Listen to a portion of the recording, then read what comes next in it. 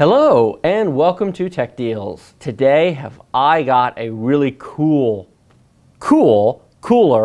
to review. This is the Corsair Hydro Series H115i Extreme Edition liquid CPU cooling. Yes, they actually call it the Extreme Edition. 280 millimeter radiator, dual 140 millimeter fans, Corsair link to allow you to monitor, control, and play with all the settings while within Windows. This is a really nice unit. Now wait a minute, you say, this is Tech Deals. These are all supposed to be about good deals. Why in the world are you reviewing this? That sounds expensive. You know what? It is a little bit expensive. It's $105 at the time I did this video. And that's actually pretty cheap. This retails for $150. So if you go on Amazon and the price has gone up, I'm sorry, I can't control that. But at the time I did this video, it was $105. It's a deal in the sense that the H90 is a single 140 millimeter fan with a 140 millimeter radiator for only $15 less. If you have a case that will hold a 280 millimeter radiator, which is basically two 140 millimeter fans side by side, get this one over the H90. The only time I recommend the H90 is if you don't have room for the 280 at this price differential. Now, if this goes up to 130 and that's still 90, then that changes the equation. Then I might recommend the H90. The other two I'd recommend for your average enthusiast is the H55 and the H60, which I have previously reviewed. They are excellent and wonderful, and they're more mainstream liquid cooling because they cost $60 instead of $90 or $105. If you are the average enthusiast who builds an average mid-tower case with an average, I'm using the word average, there's no disparagement meant, but say in a Zeus Z170A motherboard for $150, and you're putting an i5K unlocked CPU in there, get the 55 or the 60 in most cases. The extra money spent for the bigger ones is usually not worth it. Price-conscious buyers, I do think that the smaller units are a good value. However, it would be ridiculous to put those into a system like this is going into. This is actually going into our render machine. This is going into the machine that's going to be editing and videoing these videos we put onto YouTube. These videos are shot and edited in 4K, and they're uploaded to YouTube in 4K. We've decided to go ahead and shoot all this in 4K since while many of you don't yet have 4K monitors, there's only going to be more of them in the future, and this way they all look pretty. But it takes a lot of processing power to do that. So if you are an extreme user with the top-of-the-line i7 and a very nice motherboard and a big case and lots of RAM, and you want the very best possible overclock you can get and you want to push it to the extreme, this is actually pretty reasonable. We will be building this into a system with a very nice set of components, and when we do that, we'll come back and link to it in the description below, and you'll be able to see us put this in and how it all works. But until that time comes, I'm going to open this up so you can see what is inside the box and what you get for your $105. I will put links to all the systems I mentioned down below in Amazon. The H55, the H60, which are both 120 millimeter units, the H90, which is 140 millimeter, and this one, which is 280. So without further ado, let's take a look at what's inside.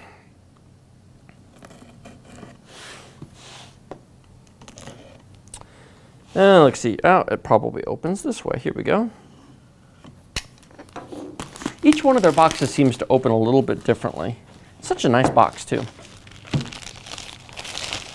Should be for $105. Toss that in the trash over there. And here we go. There's the box. And it opens on one of these sides. Here we go. It opens on this side.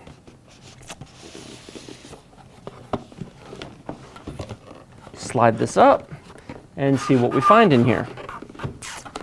Very tight fit, too. So we have, let's see, warranty against defects card. We have warranty guide. That's always nice to see. What does that say?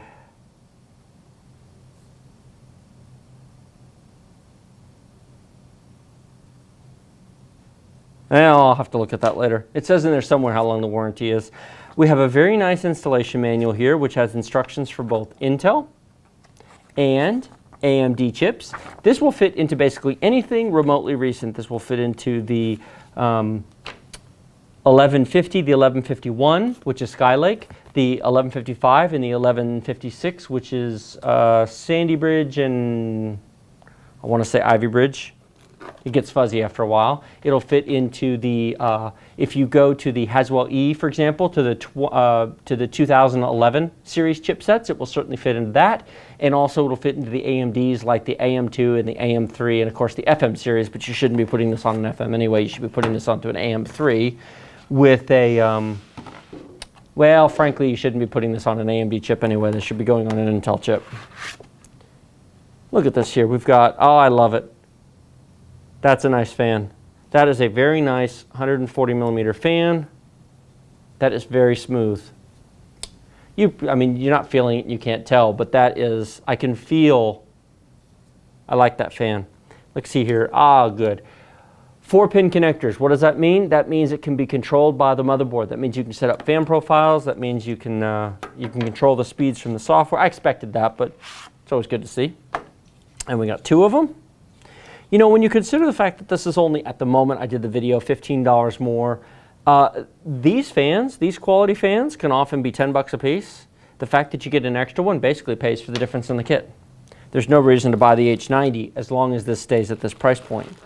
And what else do we have in here? We have, all the mounting brackets and kits. Now, you won't use all the parts in here. There's stuff in here for AMD chips, there's stuff in here for Intel chips. I know I said you should install this on AMD. You can.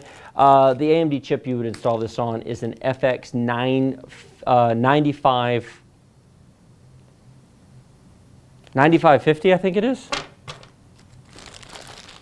Put those. The only chip I would install this on is an i7 6700K. If you're not putting that kind of CPU in, I would get one of the H60s or H55s.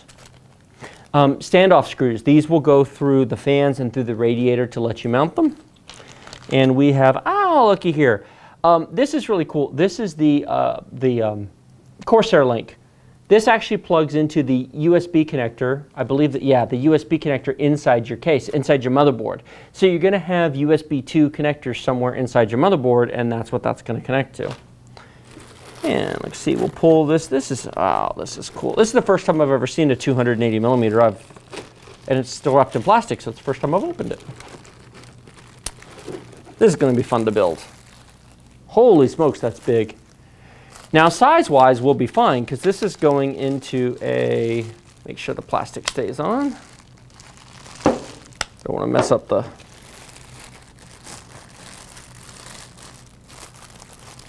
you want to be careful taking the plastic wrap off to make sure you don't take the protective plastic off, because there's pre-applied thermal paste, and you don't want to mess up the thermal paste. Make sure I snap that back on. There we go. Wow, this is massive. This is much bigger than the H90. And this is why we do unboxing videos, because sometimes just the experience of opening it up gives you a different, wow, that's nice. That is nice. Okay. If that looks big, that's because that is big. It's 140 millimeters times 2. But these cables are much larger than the H90. I own an H90, and I just did an H90 unboxing not 30 minutes ago, which there'll be a link somewhere on there to that. But these are huge cables. Wow. Yep, they bend. Okay. And they're long. Yeah, that'll fit just fine. That will fit just fine. This is going into a Corsair Obsidian 750D case. This is going to be our video render machine for the office for doing these 4K videos. And I want to get the most overclock out of that chip I can. And that is really, really nice. That is a huge mounting head. Much, much larger. You know what? I think I might adjust. You know what? I think I'll do a review of this after we install it and talk about its performance. I certainly will talk about its overclocking performance.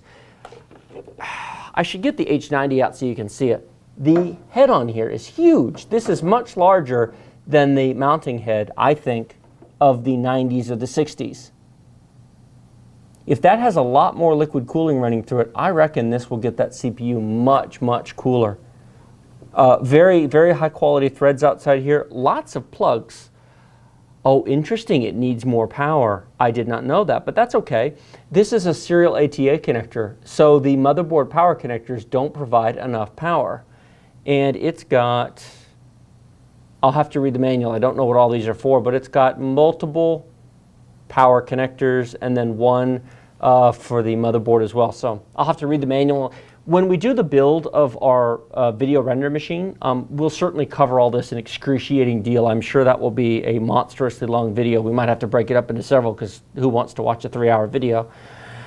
That's really, I like this. Wow. And I don't know if you can see there, but is that right side up? Yes. You see the Corsair? I mean, the logo was quality. This is a very well-built unit.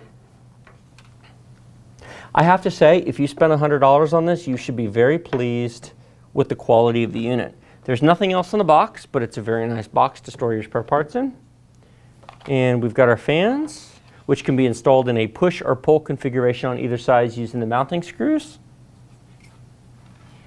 That's very nice. So, there you have it. Corsair H55, Corsair H115, excuse me, I, Extreme Edition liquid CPU cooler.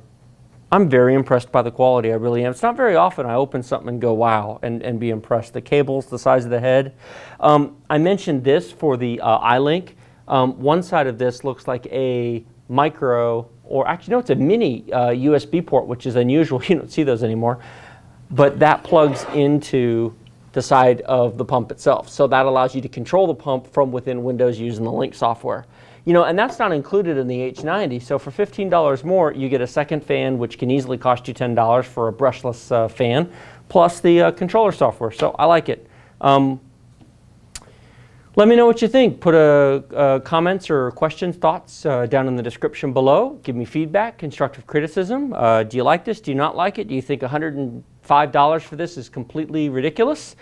Yeah, maybe, but if you're building a $2,000 machine, it's only 5% of the price. Hopefully it gets us a monster overclock. Like this video if you like it. Don't like it if you don't like it. Click the subscribe button below. I would certainly appreciate that. Now, there will be links in the description below to this on Amazon, as well as the other 3 liquid coolers that I mentioned, because this may or may not be appropriate to you. I will also provide links to the original H60 video review, which is the first one that I did that covers the basics of liquid cooling in general.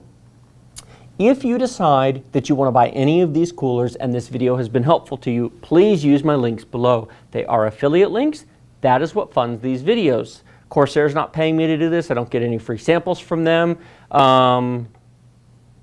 That's the only way that I pay to fund and do these. It does not change the price that you pay for your items. It's a referral fee, because if I helped give you good information that helps you make a buying decision, then Amazon kicks back a little small percentage to me, and then I can carry forward and do more videos for you. Thank you very much for watching, and I will see you in the next video.